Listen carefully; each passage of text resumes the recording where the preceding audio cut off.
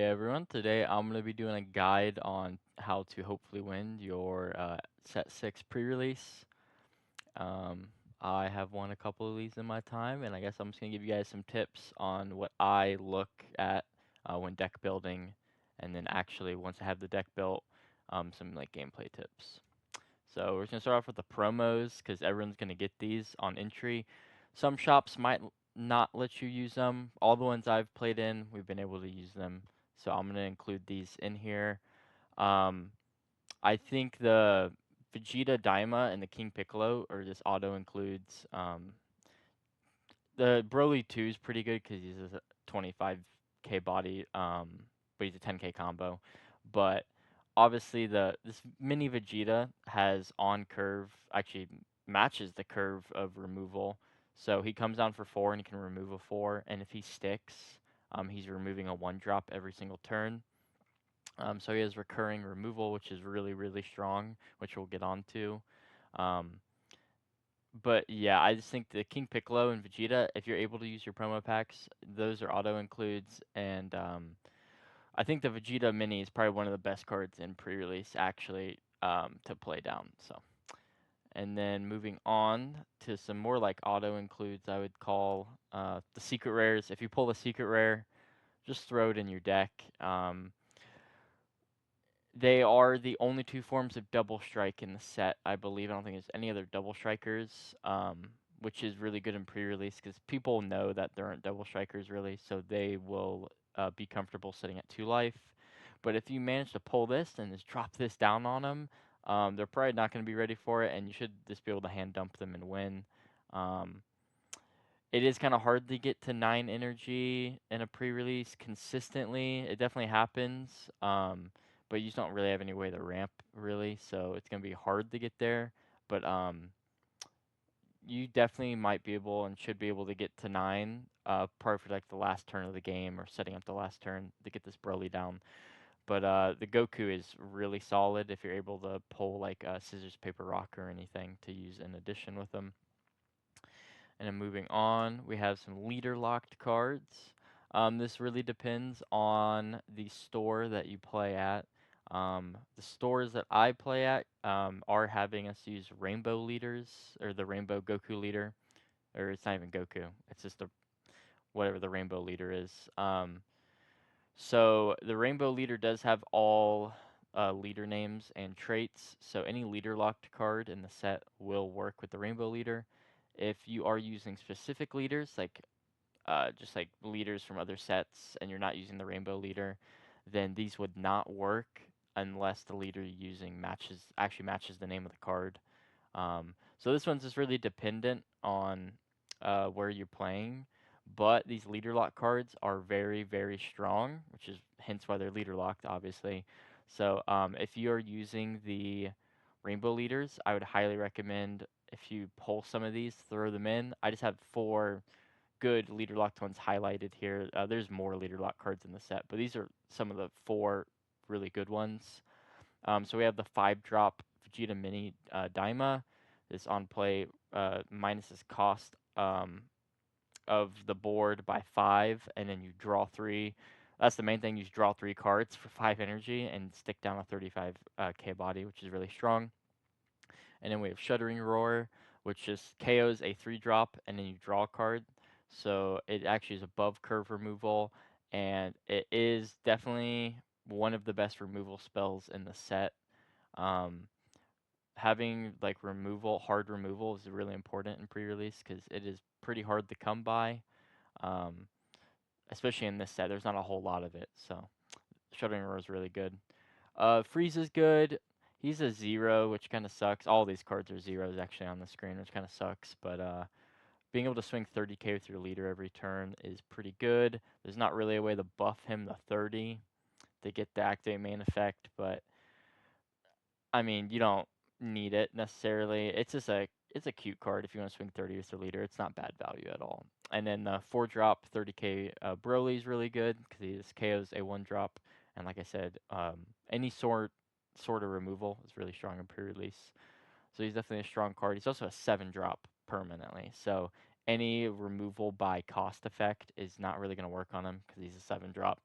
So he's pretty sticky actually. They kind of just got to swing into him if they want to remove him or minus him down. But there's not that many minusing cards in the set. So this guy might stick on the board all game, which is really strong. Um, and we're going to move on to more auto includes some cantrips. It's important that you see your silver bullets in your pre-release deck because obviously you don't know what you're getting into, but you should be able to pull some good cards that should win you the game if you can see them, and these cantrips just help you see them quicker. So I feel like as many as you pull, you just throw them in there, in my humble opinion. Playing an Mega is also really strong because it awakens you too. And it sticks on board, so if you decide to play any of the Goma cards that require 2 or more Demon World, um, obviously the stage is just going to stick all game, so you won't even have to like set up really once you get the stage down. It'll make all of those Goma cards online, so I think the Mega is like really strong. And if you pull it, you definitely can consider just running a bunch of the Goma Demon World cards. So. And then we have 1 cost removal. Once again, big theme of pre-release is how much removal you have, because swinging in the battle cards and relying on you to win the battle is not really going to be good enough. So these 1-drop removal cards are just like low cost removal. Um, it just helps. It's just like an advantage engine, really. They just get rid of your opponent's 1-drop, and then you stick combo on board that hopefully stays. Um, and then Piccolo Day is, if you think about it, I think it is. I don't know if there's any 0 cost in this set. I don't think there is. So I believe the Piccolo Day is a guaranteed to at least pop a 1-drop. So I think this Piccolo Day card is actually really good in pre-release. Um, just because, like, if you get lucky and you flip like a super combo and you get their like 5-drop off the board or whatever, you're just rejoicing. So once again, it's a leader lock card though, so you do have to be on the rainbow leader. But yep. And then we just got some on play removal or like stun cards. These are really strong. There's no like crazy ones in this set. Really, I think like the King Piccolo promo is like probably the best one. I'm not gonna lie. Um, but any sort of removal by effect skill is really strong in pre-release. It's just really hard to come by. That's why. So we have like the androids here. Both of them on play give something -10. The 3-drop gives the whole board -10, so you can clear cantrips and make a body smaller, so you can swing into it. And then we have a Sleepy Boy technique, which bottoms 2 bodies up to 5 cost. This card is really good. I think this, as many of these as you pull, you throw them in your deck, because this is probably the best, like, rem- one of the best removal cards in the pre-release for sure. Being able to just straight up get rid of a 5-drop for 2 energy is really strong, or you can get rid of like a 2 and a 3-drop or whatever, 4 and a 1. And then we just have the Mida Mega that is on play stuns a card. There's no really restrictions to it, and it's a 10k, so this card is just really strong. Same with the Frieza, it pops 2 1-drops on play. Is forcing you to take a life, but I feel like if you play this guy on curve, you're going to want to take the life anyway. So he's pretty good. And then the drum that's on play stuns a card. Same thing as the Mida Mega. This on play stun is pseudo removal, so it's good enough. And then we've got super combos. Obviously, you can only have 4 in your deck, but hopefully you pull 4. And if you don't, just throw as many up to 4 as you can. And then some like more like filler cards aren't like insane, but I would definitely consider running for sure. Are some of these on screen, the recurring removal stun. So we obviously went over the on plays. There's just a one-time effect. These cards, if they survive a turn, can recur their removal or stun, which is really strong. Um, I would say the Android 20 and the Goku are probably way better than the Chaozu, because Chaozu you have to ditch an extra, and you don't really want to be running extras for the most part. So Chaozu's just like a little tech piece. It depends how many extra cards you decide to throw into your deck. But Android 20 being able to -10k to a body every time he swings is really good. It is only for the battle, unfortunately, but it helps you remove those bigger bodies, or just go 20 on 10 on like original 20k body that help ensure that it dies. And then the Goku Mini is really good if you have that Planet Omega that you established turn one. Because he just, every time he attacks, as long as he's on board and you have one other Demon World or Demon Realm on board, he'll stun, which is really strong. And then how do we just fill in the rest of the deck after that point? Hopefully, you should have most of your deck built amongst those cards that I showed, but you probably have like at least 10 to 20 spots of your 40 card deck still to fill in.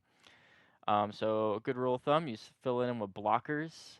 Um, like I said, like theme of the whole video so far, on play removal or removal in general is very important, but it's also very scarce. It's hard to come by. So blockers generally don't stick in a constructed format just because of the amount of removal that we have. But in pre-release formats, the removal is harder to come by. So blockers usually actually get value. Um, so they are very valuable. If you are scared of someone going for game, you can just plop these down or even plop them down early to protect your important pieces on board. And then obviously just 10k combo cards. If they have a bonus effect attached to them, that's cool. That's awesome. You could even just run vanilla cards that are 10ks. Um, but making sure you have a lot of 10ks in your deck is going to go a long way because you are going to have to be spending a lot of cards protecting your board. Which I will get on to because the gameplay tips. So generally, you do want to awaken quickly. You don't want to be starved on life because you want to be able to poke at their battle cards with your leader and be able to force cards out of their hand. If you're stuck on face, you won't really be able to push cards out of their hand each turn with your leader swing. Um, and you also obviously want to keep them unawakened if possible. There is a time and place where you do need to awaken them so you can go for game, but generally you want to make them awaken themselves, which will be hard because um, the on play take a life is not super consistent. It just depends on what you pull. So, and next little rule of thumb is if you have a removal effect, use it because they are probably the strongest cards in pre-release. If you're able to establish a body that removes a body, you just change the tempo of the game.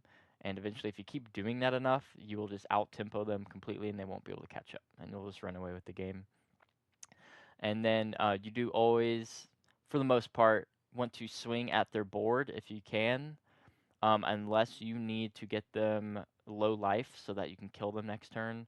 Or let's say they have like a 30k body and you only have 20k swingers on board.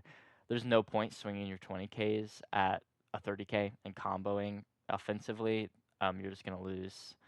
So, but if you can ever go neutral on a card, I would always just swing the battle card instead of the leader. Removal is really hard to come by, so you want to be comboing to protect your battle cards on board. If they're just poking 20s at your 20s, just give them 5s. Unless you're running really low on resources, then maybe you do give those up. But you live and die by how big your board is in pre-release, really. So I feel like the wider you can go or the taller you can go, the better it will go for you. And those are my tips on how to win your pre-release, and I wish you guys good luck. Hey guys, so in editing this video, I realized I did not talk about any of the SR cards. Obviously, if you pull an SR, you should just throw it into your deck because the effects are very strong on almost all of them. So yeah, I just wanted to throw that in there. I don't know why I forgot to mention that, but thanks guys.